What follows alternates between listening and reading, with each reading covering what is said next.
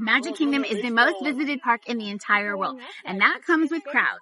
So if you find yourself in the middle of this park and it's a little too people-y, I'm going to show you a few of my secret spots to escape. Come along. In addition to showing you guys some of my secluded spots in Magic Kingdom, I also wanted to share some of my best people watching spots. And the first one is at the front of the park. So right here is the Town Square Theater. This is where you would go if you were going to meet Mickey, which a lot of people do right at the beginning of the day. But I want you guys to hang a right and head right for these rocking chairs. It's shaded for most of the day and you get a front row ticket to everybody walking in the Magic Kingdom. It's also a great spot on those party nights when everyone is coming dressed up. So grab a snack, grab a chair, and people watch your heart out. Moving on to my second spot. Now this one is not a people watching spot, but it is secluded and it is right down Main Street. You will see this little side street, usually around where the balloons are, but obviously those move around.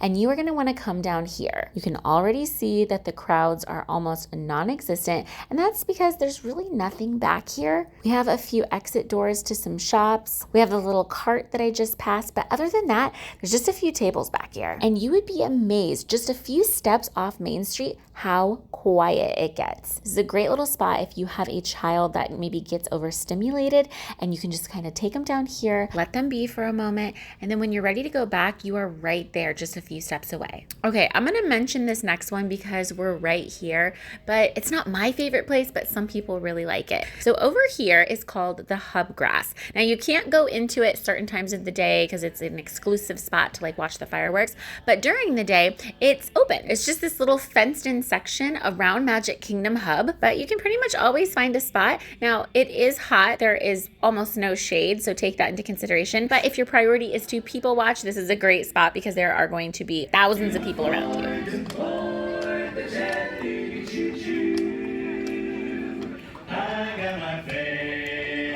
I bet you didn't expect me to have a spot in Fantasyland, but actually I have two. The first one is right here at Pinocchio's Village House. And even if you're not eating here, you can still go up this staircase. We had actually just grabbed food at the Friar's Nook, which is in Fantasyland, but it's not Pinocchio's Village House. And they let us come up here, no questions asked.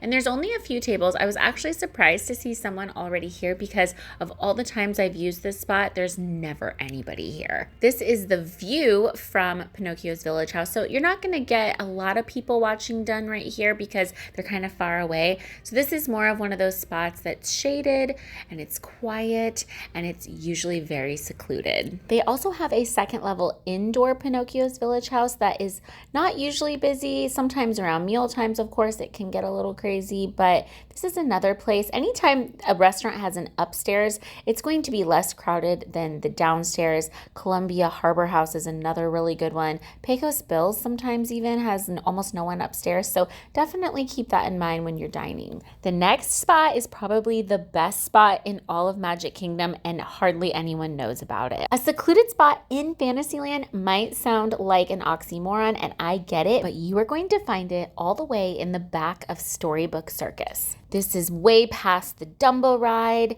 past the train, past the Smellephants, past the splash pad. When you get to Pete's Silly Sideshow, you are very close, but keep going back here to this tent. This is an absolute haven for introverts. The only thing back here might be you, a few others, and all of these random chairs from like Disney properties, I think. It's always got like a very eclectic bunch of furniture, but there's tons of seating. There are fans. There are outlets if you need a charging station. We saw a few kids napping. This is a great place to breastfeed if you wanted some extra privacy. We kicked back for about 30 minutes here. We just sort of rested our feet and charged up our phones, and it was wonderful. Now, during special events, they may use this area for a meet and greet, or sometimes at Mickey's Not So Scary, they have like a circus show in here.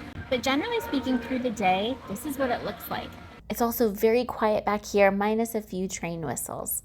My next spot is a people watching spot with shade, and it is all the way in Frontierland. You will find 15 tables or so in between the Golden Oak Outpost where they sell the beignets and sort of the entrance to Adventureland, kind of by Pirates of the Caribbean. Right above all of these tables are mature trees, which is great because almost every single spot is shaded.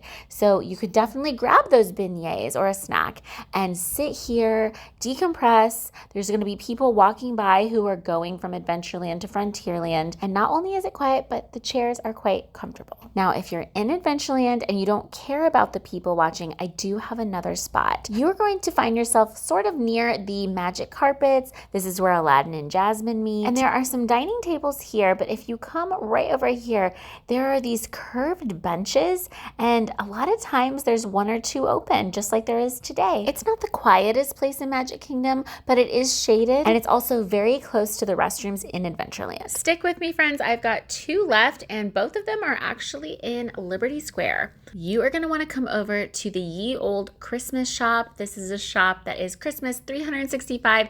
It also has this special little calendar on the door where it tells you exactly how many days are left until Christmas. But remember, we're not here to shop. We are on the hunt for places where we can sit down and be away from the crowds. And we are just steps away.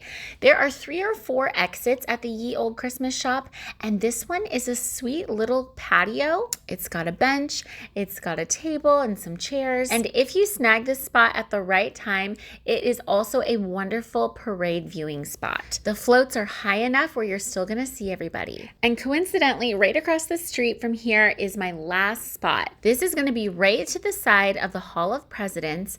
And ooh, I can see them now. There are 2 rockers, very similar to the ones that we sat in at the front of the park.